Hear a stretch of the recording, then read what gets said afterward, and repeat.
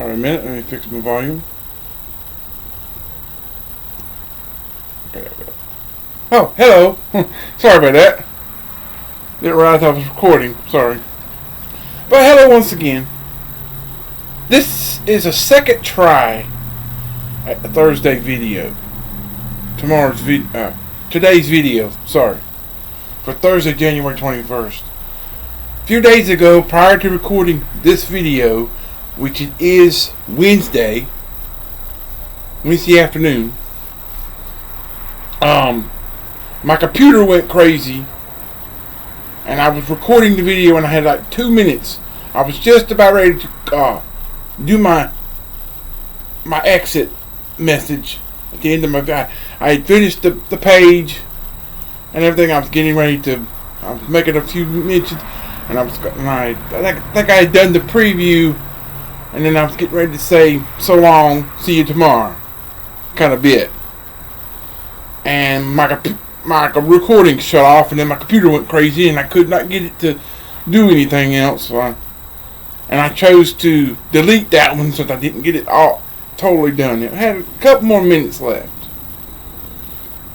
and last time I got halfway done with the Devo, and then I hit the wrong button or something and went crazy. I had to record another one. I don't know what went wrong, but I had another 4 or 5 minutes left, so I chose to do 2 videos then. But with me already done with the whole thing and was just doing, I chose to, and then my computer went crazy. I could not get nothing to move or anything. But sorry for the rambling just before I get started. But today is Thursday, January 21st, and it is video number 241. And we're going to be talking about the prayer of Moses. And we're going to begin with Psalm 90, verse 14. And it's that kind of afternoon where the sun starts to get a little bright or something. So that's the reason why I have the shades on, so I'll just let you know. And it also looks cool because you're outside and people think the light's bright, so you have to do your, excuse me, pull that just a little closer, okay. But hope everyone had a great day yesterday, and hopefully I have a great day today. So that's all I'll say about that. I'm not going any further, and you know where I'm coming from. But the prayer of Moses, Psalm 90 verse 14 says, "O satisfy us early with thy mercy, that we may rejoice and be glad all our days." So the majestic yet reflective psalm is the oldest of all psalms. The superscript of the psalm identifies it as a prayer of Moses, the man of God. And while we are not directly told to do so, it is helpful to consider this psalm as a dying song of this man of God, as it reflected back on his long life, including the 40 years in Egypt, the 40 years in Midian, and most importantly, the recent 40 years of wilderness wanderings. So we're talking about Moses here, and how all the things he went through. I was trying to put a constructive word, but I couldn't come up with it. So the first stanza of this psalm, verses 1 and 2 of Psalm 90, contrasts the unchanging eternity of the Lord.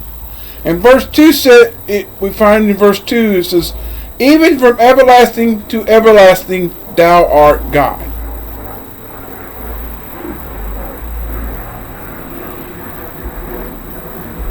Wow. Plane's flying low. Wow. Or he's just the sound's bouncing off the sound barrier. And with the perpetual changes of the recent wilderness wandering, in which people had no dwelling place, as you find in verse 1. And the next stanza, verses 3 through 6, notes the frailty of man and the death of a whole generation. But God is the ever-living one. His years do not fail. Amen? And you find that in verse 4. God is also a holy God, justly exercising righteous wrath. And the open iniquities and secret sins of all mankind particularly the people of God, merit his judgments. And you find that in verses 7 and 8. And in verses 9 through 12, we see the transient carnal experiences of man contrasted with the permanent spiritual nature of God. So we need to recognize the intensity of his anger in verse 11 and govern our lives accordingly. And verse 12 says, so teach us to number our days that we may apply our hearts unto wisdom. Okay.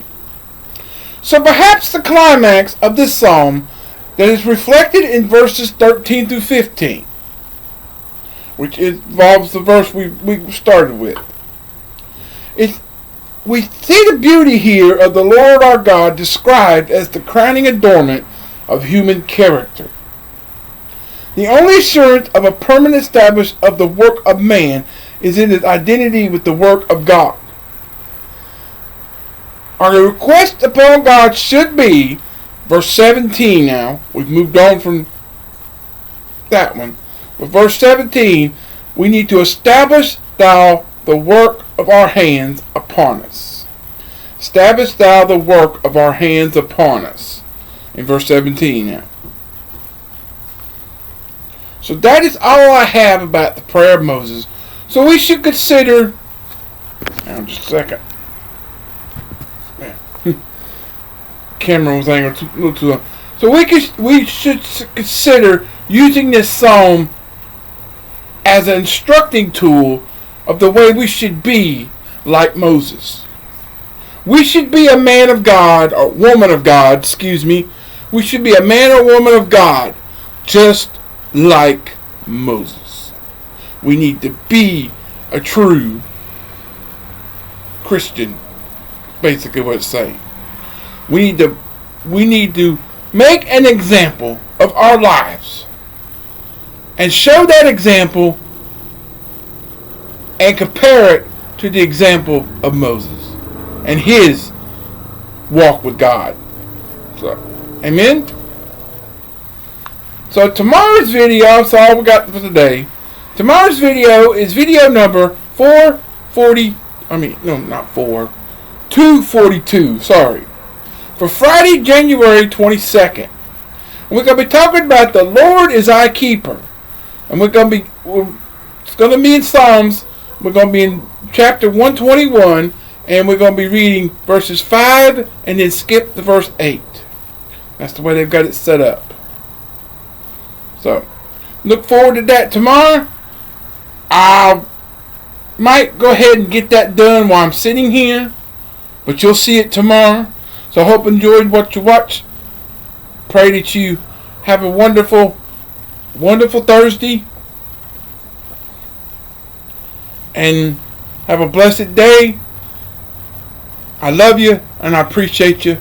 And I'll see you. And peace out until tomorrow, everybody. God bless and goodbye.